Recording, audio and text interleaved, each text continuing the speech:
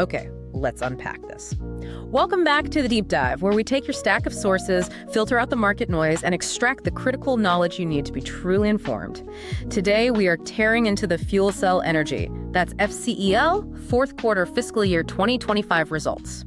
Now, if you followed the stock reaction at all, you know this was not some routine earnings report. Not at all.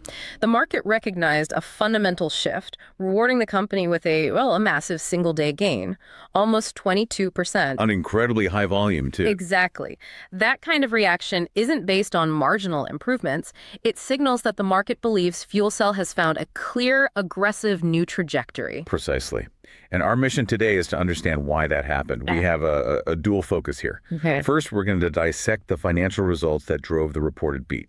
And that highlights a massive internal restructuring and, a new cost discipline.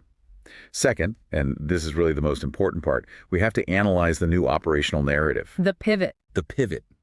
The explicit, aggressive pivot of their core carbonate fuel cell platform directly into the high-growth, bottleneck-plagued AI and data center power segment. Right. And that shift is the game changer, but it's only credible because of that financial cleanup you mentioned. That's it. One enables the other. So let's start with the financials. A 22% jump requires a substantial beat, not just a slight nudge. Give us the headline summary. Well, the company delivered a pretty substantial beat across their key metrics, and these figures really reflect the early tangible benefits of that internal restructuring. So let's see the numbers. Okay, year over year, they reported a non-GAAP adjusted EPS loss of negative 83 cents. Which was better than expected. Much better. It comfortably beat the consensus expectation of negative 97 cents.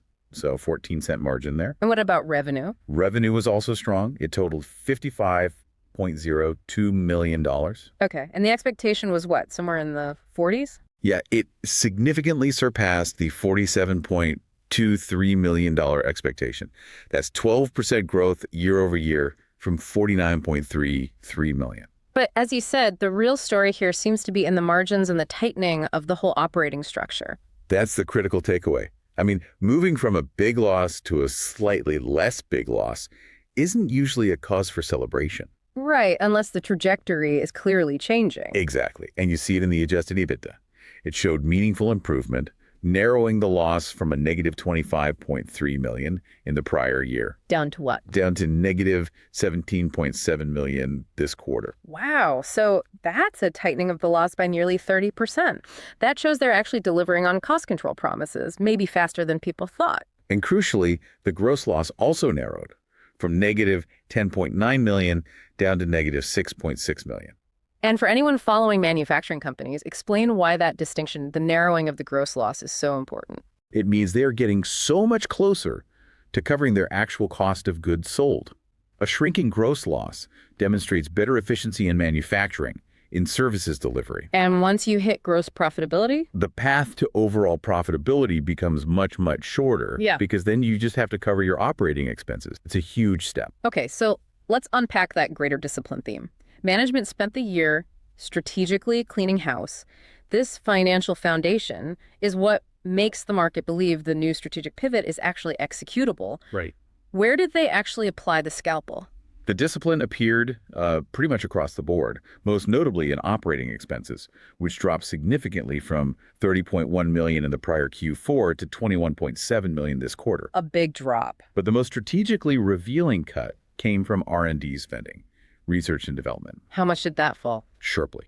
From $11.6 million down to just $5.5 million. Whoa. And this reduction wasn't indiscriminate. It was a focused strategic decision to pull back spending on, non-core, longer-dated platforms. Like what? What did they cut?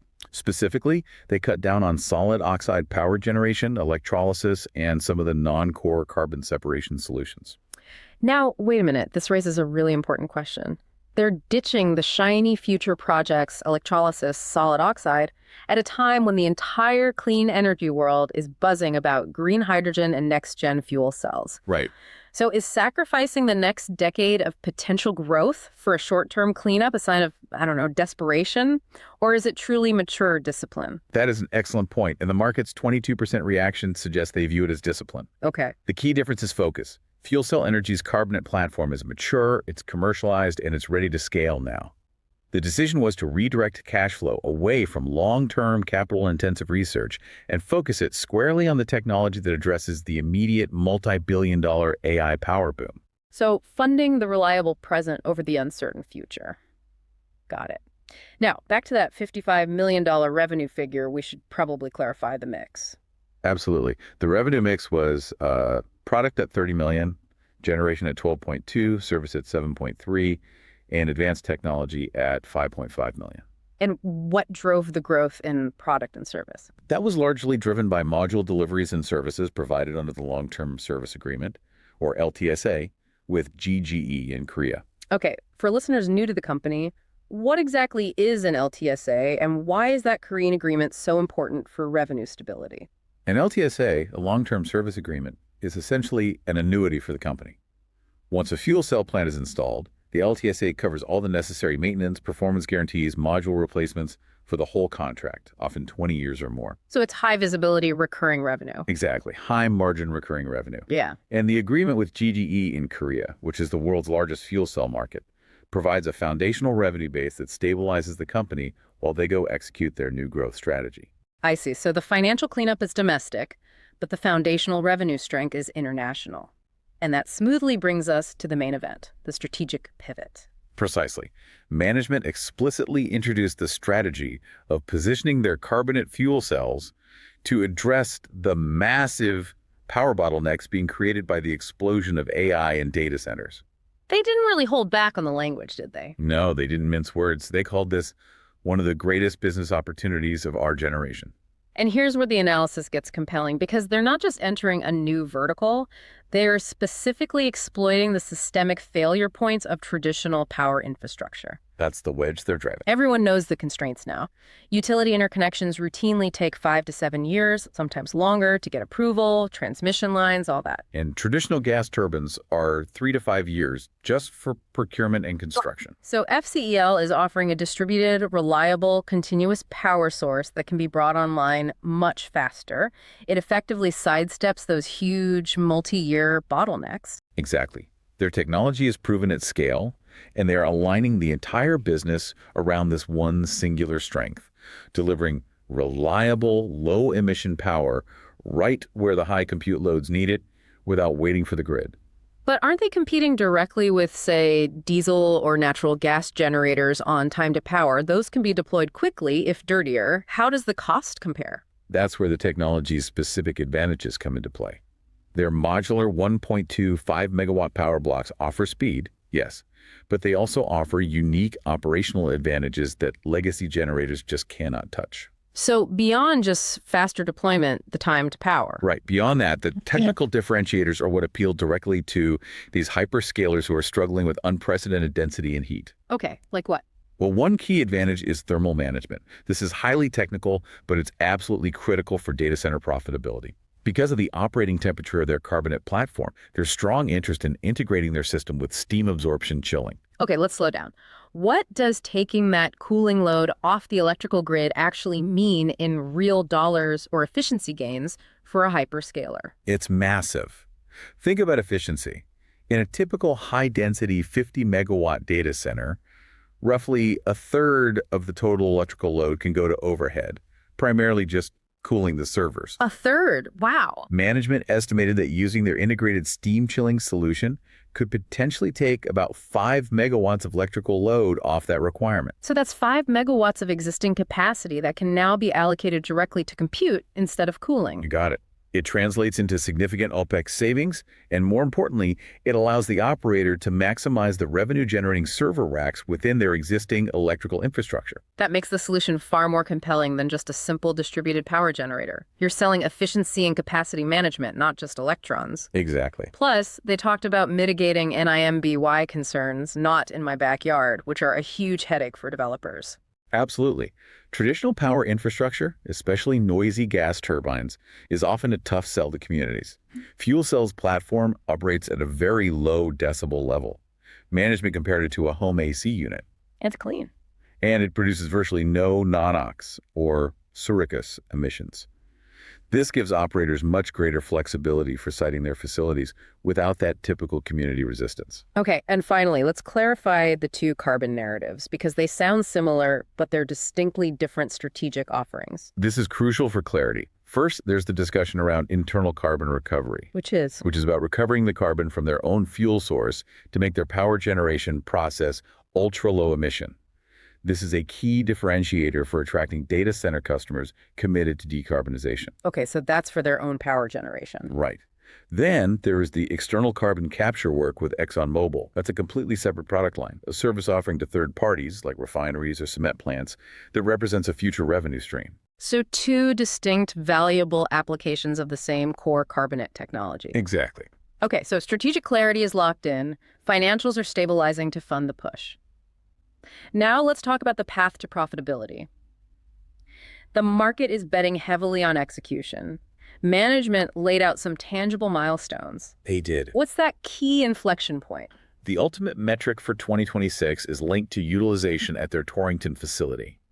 The explicit positive adjusted EBITDA target is tied to reaching an annualized production rate of approximately 100 megawatts. 100 megawatts. And where do they stand today in that race? They are currently operating at an annualized production rate of about 41 megawatts. So they're roughly 40% of the way to hitting that critical operational leverage point. That's right. And the market reaction, that 22% jump, indicates a strong belief that they can close that 59 megawatt gap relatively quickly by converting the data center pipeline. And the cost to unlock the scale required to hit that 100 megawatt target seems, remarkably modest for a manufacturer of this size. It is. The initial cost to hit 100 megawatts is basically baked in. But to unlock the full potential, the Torrington facility has the capacity to reach an estimated 350 megawatts per year with more capital investment. And what's the guidance for that immediate scale-up? For fiscal year 2026, the CapEx guidance is a modest $20 to $30 million. That's not much. No. And what's fascinating here is the speed management is promising. They figured they could scale up from 100 megawatts to that 350 potential in a pretty short cycle window. They estimated less than 18 months. Wow. That speed is their competitive advantage against slow-moving grid solutions. Speaking of demand, what does the pipeline look like right now? The commercial backlog remains strong, increasing to $1.9 billion, up 2.6% year over year. And what's underpinning that? Any specific wins? Yeah, they highlighted the Hartford 7.4 megawatt 20-year power purchasing PPA.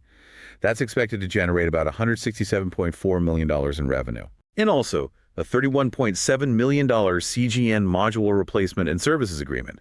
So these contracts give them revenue visibility while they hunt for those major data center deals.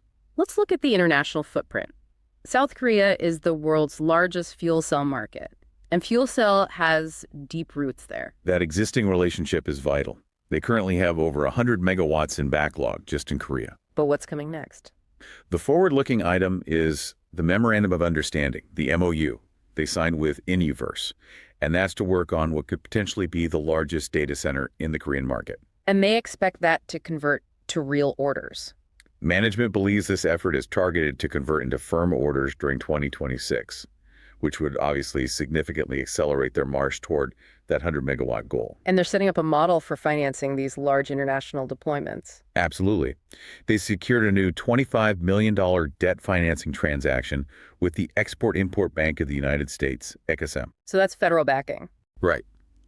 This EXIM financing demonstrates a credible model for supporting these large projects, showing that a federal institution is willing to back their technology for global adoption. We have to quickly mention the long-term catalyst, the ExxonMobil carbon capture demonstration. Where does that stand? The modules are constructed. They're set for shipment to the Rotterdam refinery. And it'll be running when? The demonstration is expected to be up and running in the latter half of 2026. This is the big blue sky project. It aims to capture 90% or more of CO2 while simultaneously producing power and hydrogen. A huge potential driver if it's successful. A significant long-term driver, yes. Finally, liquidity. The balance sheet looks strong, which is critical given the capital they'll need to chase this data center opportunity. They ended the year with a strong balance sheet, $341.8 million in cash and equivalents. And they recently raised more. Plus, They utilized their ATM facility, which resulted in $134.1 million in net proceeds. Management seems very comfortable with their liquidity position to pursue that 100-megawatt target. We've covered the numbers, the turnaround, and the strategic pivot that generated that incredible market reaction. Right. Now, for the segment where we don't offer advice, but we do offer an outrageous but plausible trade idea based on everything we've just discussed. And given that huge price move fueled by the AI narrative, the trade needs to capture the operational acceleration we've analyzed. Okay, I call this one the 40% to 100 milliW squeeze. All right, let's hear it. Here is the data underpinning it. The company has cleaned up its financials, it has a compelling, executable new growth story in data centers, and it is 40% of the way to that 100-megawatt EBITDA inflection point. And you have measurable short interest, around 7.5% of the float. So this raises the question, how do you capture the operational leverage and the squeeze potential while hedging the underlying macro thesis that traditional grid infrastructure is failing? Go on. The idea is to go long FCEL stock, betting aggressively on that operational momentum and the short squeeze as they accelerate toward that 100-megawatt goal in 2026. You pair that with a short position on a utility stock specifically, a slow-moving utility known for having multi-year interconnection queues, and a business model that's fundamentally challenged by this whole distributed generation thematic that FCEL is exploiting. So you're betting on the differential timing risk. Exactly. The bet is on FCEL accelerating past 41 megawatts toward the 100-megawatt target next year, triggering both operational leverage and a short squeeze that massively outpaces traditional utility gains. That trade thesis certainly ties the corporate turnaround directly to the macro theme they are targeting. This quarter really solidified the shift. FuelCell Energy went from being a generic, long-term, clean power optionality play to a laser-focused, executable data center power solution built on a cleaned-up cost base. The sole focus for 2026 is pure execution. Convert the pipeline, hit the goal. Convert that high-value pipeline and hit that 100-megawatt utilization goal. That's the whole game. We spent significant time detailing how FCEL's platform potentially eliminates the need for 5 to 7 year utility interconnections. Right. So here's the thought for you. If they successfully land just one major hyperscaler contract in 2026, how quickly does the entire industry's perception of the grid bottleneck narrative change? That's the speed of disruption we are looking at. That's a thought for you to chew on as you continue your own deep dive. Thanks for joining us.